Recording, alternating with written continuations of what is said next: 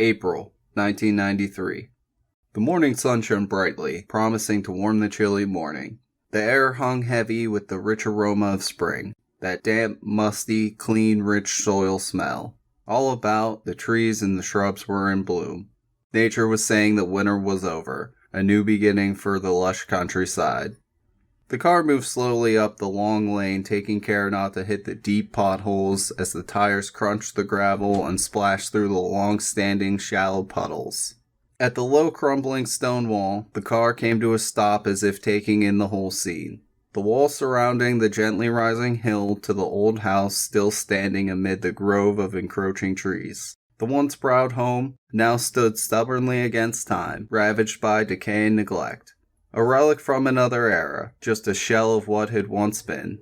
The car moved forward slowly, almost reluctantly, up the hill, and parked in a flat, level, clear area between the house and the foundation of the old barn. The passenger door opened, and a man slid smoothly out, shutting the door firmly.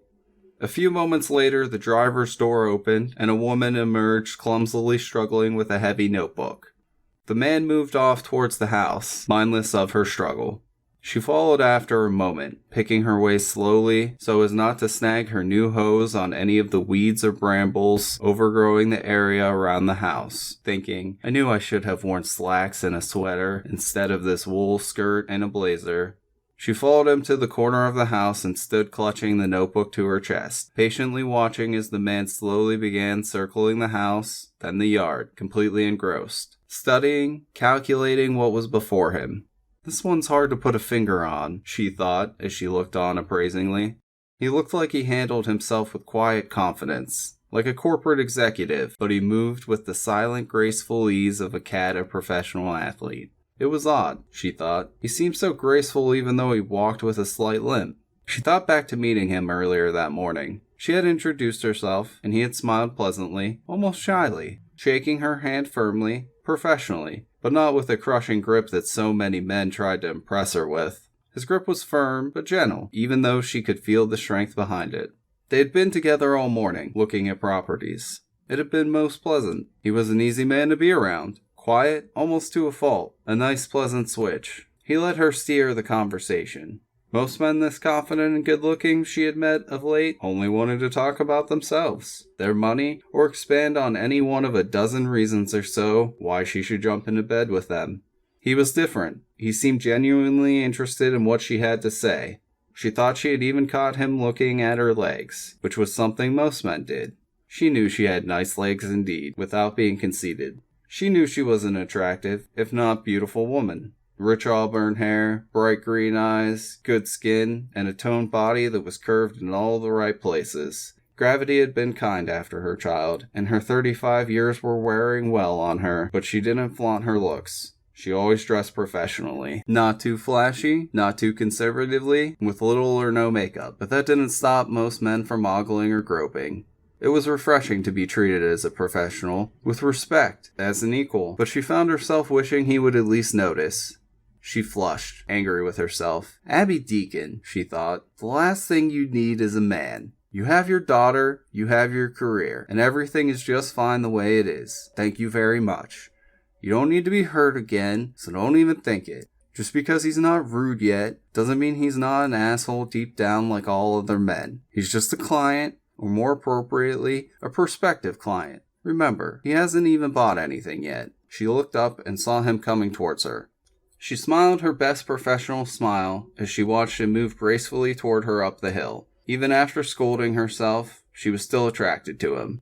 Well, Mr. Murphy, she spoke up when he was close enough. Are you ready to see the inside, such as it may be? He smiled easily at her. Lead the way, Miss Deacon, he gestured with his hand for her to precede him. Oh, Miss Deacon, I'm sorry, he said almost as an afterthought. She turned back puzzled. Excuse me? She asked. He pointed to her car. We could have brought my old Jeep, he said as a way of apology. She looked over and saw her blue BMW was indeed splattered with mud. And your shoes, I'm sorry. She looked down. Her shoes were a mess, but she'd only walked from her car. He had walked all around and still looked spotless. That's all right, Mr. Murphy, she blushed. It goes with the job. She turned back to lead the way into the house, smiling to herself. Well, at least he noticed something. He followed behind, smiling himself at the pleasant view of her legs as she walked up the steps. She fumbled for a moment with the lockbox, while he waited patiently behind her with his hands clasped behind his back. The lock finally gave way, and she swung the door open with a creak. She flipped her notebook to the appropriate page and began reading as Sean Murphy stepped past her into the foyer. The house is circa 1848, built by one Colin Connell. 90 acres of original quarter section offered with the property at this time. The house boasts stone and frame construction. 5 bedrooms, 8 fireplaces, hardwood floors, and trim. Large living room, foyer, dining room, parlor, kitchen, and a full basement. The electric's old knob and tube, and the heat is... oh my, I guess the heat is coal. She looked up and saw him pacing around the foyer with a flashlight, looking intently from floor to ceiling. The house was chilly and musty smelling. Abby was reluctant to venture any further inside than just the front door. She saw him looking up and followed his gaze. "Oh my," she said, startling him. "Is anything wrong, Miss Deacon?" he asked politely. "I just wasn't expecting anything like that in here," she said. She was talking about a large ornate crystal chandelier that was dusty and strewn heavily with cobwebs. Its beauty still quite evident, especially the way the beam from the flashlight made it sparkle. "Why, I thought it was a common feature in these fine old Virginia homes," he said teasingly. "Why, sure," she said in an exaggerated southern drawl, doing her best Scarlett O'Hara imitation, fluttering her eyelashes as she spoke. "Are you making fun of us southerners?" Picking up on her game without missing a beat, he stroked an imaginary mustache and answered, "Why, frankly, Scarlett, yes I am." They both laughed easily, breaking Abby's tension. "Mr. Murphy, your southern accent is simply terrible." "Mr. Murphy?" He arched his eyebrows. "Please call me Sean." "All right, Sean," she said tentatively, "and you can call me Abby." "Why am I doing this?" she thought. "Should be keeping it strictly professional." "Good. Now, Abby, why did the chandelier startle you so?" "I'm just surprised someone hasn't taken it. Antiques are a big deal around here. A lot of other places too, but this area is where a lot of early American pieces come from. Around here and from New England, that is. A lot of so-called dealers are thieves and scavengers and will take anything not bolted down out of a vacant or sometimes not vacant house like this." "Really?" he said, looking at her intently, genuinely interested. She nodded, warming to the subject. "You'd be surprised, excuse me, Sean, as to what length or depth some of these so-called dealers will go to. I'm surprised the trim and the flooring are still in a house like this. This chandelier is a real find." "Well, if it's completely vacant except for the chandelier there shouldn't be anything else inside to scare you. Come on, let's go see what other treasures we can find." He held his hand out for her to take. She surprised herself by only waiting a moment before she eagerly grabbed it and let him lead her off into the darkness. They wandered from room to room, an easy silence between them. He studied every room intently like he was committing every detail to memory. The things they found amazed her. Somehow the scavengers had missed this one, and what a find. Furniture, clothes, boxes of newspaper, and things packed away, bags of trash. Everything was filthy, covered with dust and cobwebs. The floor creaked and sagged in places as they walked. The roof had leaked and water damage was evident everywhere. But some of the pieces were astounding. There was a long dining room table and chairs and another magnificent chandelier. The living room furniture was still there, but something, probably raccoons and rats, had ravaged the upholstery. The fieldstone fireplace was magnificent. In the parlor they found a potbelly stove crudely hooked to the fireplace, a bucket of coal sitting by it, and an old rocking chair sitting in front of it. They followed the trail of thick coal dust from the parlor to the kitchen, where it was several inches deep on the floor with a large pile of black coal haphazardly by the kitchen door. A cot, covered with filthy rags and blankets, sat in the corner by the doorway of the parlor. Broken crockery, old utensils, a large walk-in cooking fireplace, an old sink with a hand pump, and an old wood-fired stove sat on one side. A heavy-looking butcher block and an enormous oak icebox filled another wall. A small table sat in the middle of the room, some ancient canned goods with torn old newspaper and clothes everywhere. Piles of broken furniture and shelves filled the space so you could hardly walk. Sean, who asked simply, "Who lived here last?" broke the silence. Abby was stunned for a moment and just looked back at him. What? Who lived here last? He asked again, shining his light around the room. Wait a second. She fumbled with her notebook. It says here the property's owned by the estate of Myra Connell, held in trust by the state of Virginia. Myra was the daughter of Colin and Sarah Connell. Established 1951. That means she died in 1951. Really? Sean said, fascinated. Let's see. That means only one family ever lived here. Wow, she must have been around 100 years old when she died. How do you know that? Abby asked skeptically. There's a portrait in the foyer. Man, woman, and a girl about 10. Says 1860 on it. Okay, Sherlock, you set me up good on that one. She must have lived in just these 2 rooms the last several years. Got too old to get around, most likely, he observed. You mean an old person lived here like this? She shuddered. I've been in real estate for 5 years, and I've had some real rat holes. The worst slum I've ever seen wasn't this bad. She shuddered again, thinking of it. I don't know, he said. I've seen families that would sell their children to live this well. She thought he was making fun of her again and started to get mad until she looked at him.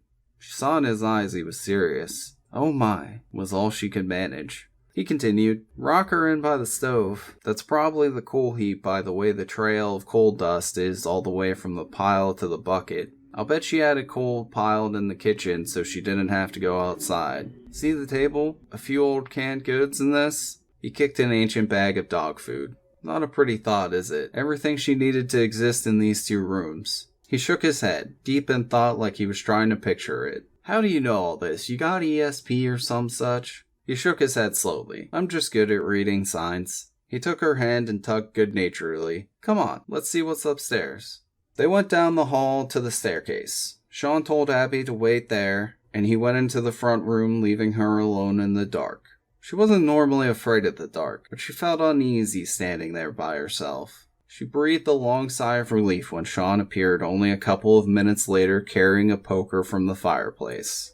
You afraid something's gonna jump out at us? She asked when he showed her what he had brought. Nah, he answered. Cobwebs. Don't want to get anything tangled in your hair, do you?